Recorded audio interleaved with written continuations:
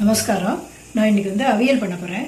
அது காய்கறியெலாம் கட் பண்ணி வச்சுருக்கேன். வாங்க காமிக்கிறேன். பார்க்க காய்கறியெலாம் இந்த நூல்கோ, கேரட்டு, பூசணிக்காய், சக்கரவள்ளிக்கிழங்கு, வாழைக்காய், அவரைக்காய், பீன்ஸு, பரங்கிக்காய், சீமக்கத்திரிக்காய், சேனக்கிழங்கு, இந்த கறிக்காயெல்லாம் இதில் வச்சுருக்கேன். அப்புறம் குடமிளகாய், உருளைக்கிழங்கு, பச்சை முச்சக்காய், பச்சை பீன்ஸு, டபுள் பீன்ஸு, சேப்பக்கிழங்கு, இது எல்லாத்தையும் உப்பு போட்டு வேக வைக்க போகிறேன். அப்புறம் அரைக்கிறதுக்கு தேங்காய் எடுத்து வச்சுட்டுருக்கேன். பச்சை மிளகாய், ஜீரகம், தாளிக்கிறதுக்கு கடுகு, தேங்காய் எண்ணெய், கருவேப்பிலை வச்சுருக்கேன். இயலுக்கு தயிர் தான் மெயின். தயிர் 1 லிட்டர் எடுத்து வச்சுருக்கேன். இந்த கறிக்காய் 1.5 kg இருக்கிறதுனால 1 லிட்டர் தயிர் நீங்கள் பார்த்து குத்திக்கோங்க. கொஞ்சம் 10-12 விதமான கறிக்காய் எடுத்து வச்சுட்டுருக்கேன். இதோட உங்ககிட்ட என்ன இருக்கோ அதை நீங்கள் போட்டு பண்ணலாம். எக்ஸ்ட்ரா கத்திரிக்காய், முருங்கைக்காய் அதெல்லாம் கூட நீங்கள் ஆட் பண்ணிக்கலாம். அதுக்கப்புறம் எல்லாம் இருக்குது. குக்கரில் காய்கறியெல்லாம் போட்டுருக்கேன். 1.5 கிலோ கறிக்காய் நான் நிறைய பேர் இருக்கிறதுனால பண்ணுறோம். நீங்கள் உங்களுக்கு தகுந்த மாதிரி போடுங்க. இது ஸ்டீமரில் இருந்ததுன்னா ஸ்டீமரில் கூட வேக வச்சுக்கோங்க. நான் குக்கர்லேயே போடுறேன். கொஞ்சமாக தண்ணி விட்டு கொஞ்சம் குழையாதபடிக்கு வேக வைக்கணும். அதனால் தண்ணி கொஞ்சமாக விட்டுருக்கேன். இங்கே பாருங்கள், உப்பு போடுறதுக்கு தேவையான அளவு உப்பு போடுறேன். டபுள் பீன்ஸும் சேப்பங்கிழங்கும் தனியாக வேக வச்சுருக்கேன். அது அப்புறமா போடும்போது உங்களுக்கு காமிக்கிறேன்.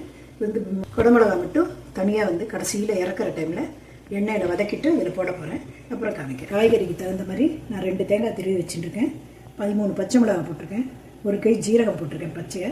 இந்த தேங்காயெல்லாம் போட்டு ரொம்ப தண்ணி விடாதபடிக்கு கொஞ்சம் குறைன்னு அரைச்சின்னு வரணும். அரைச்சின்னு வந்து காமிக்கிறேன். காயெல்லாம் நல்லா வெந்துடுத்து உப்பு போட்டது. இந்த குடமிளகா மட்டும் கொஞ்சோண்டு எண்ணெயில் வதக்கி போட்டுருக்கேன். இந்த மாதிரி கிறிஸ்பியாக அரைச்ச விழுது போட்டு இங்கே வச்சுட்டுருக்கேன். இதில் போட்டுறேன்.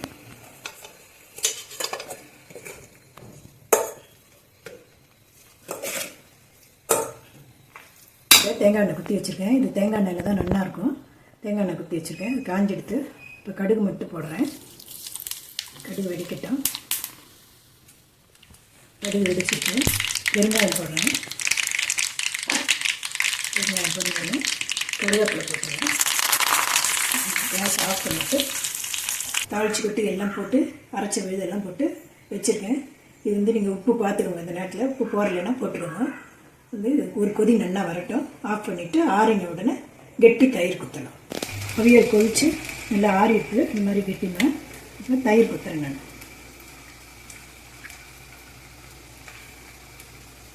அவியல் ரெடி ஆகிட்டு அவியல் இப்படி தான் இருக்கும். அடை தோசைக்கும் நல்லாயிருக்கும், தோசைக்கும் நல்லாயிருக்கும், கலந்தும் சாப்பிட்லாம். நான் அடுத்த வீடியோவில் உங்களுக்கு அடை பண்ணி காமிக்கிறேன். நெக்ஸ்ட் வீடியோவில் உங்களை சந்திக்கிறேன். நன்றி.